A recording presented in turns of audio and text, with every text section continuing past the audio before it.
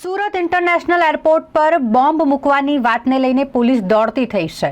એક કોલર દ્વારા પોલીસને જાણ કરવામાં આવી હતી કે બારડોલી રેલવે સ્ટેશન પર બે યુવકો સુરતના ઇન્ટરનેશનલ એરપોર્ટ પર બોમ્બ મૂકવાની વાત કરી રહ્યા છે, જેને લઈને સુરત ડીસીબી, પીસીબી, એસઓજી પોલીસની ટીમનો કાફલો ઇન્ટરનેશનલ એરપોર્ટ ખાતે પહોંચી ગયો। ડોગ સ્ક્વોડ અને બોમ્બ સ્ક્વોડને સાથે રાખીને અહીં તપાસ શરૂ કરી દેવામાં આવી છે।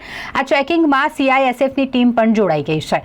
હાલ તો બે યુવકો કે જેઓ દ્વારા બોમ્બ મૂકવાની વાત કરવામાં આવી હતી તેની પણ સઘન પૂછપરછ કરવામાં આવી રહી છે। પ્રાથમિક તબક્કે આ વાત બોગસ હોવાનું જણાઈ રહ્યું છે, એવી આશંકા વ્યક્ત કરવામાં આવી રહી છે, પરંતુ પોલીસ દ્વારા હાલ તપાસ કરવામાં આવી રહી છે। તપાસ કર્યા બાદ જ સાચી હકીકત સામે આવશે।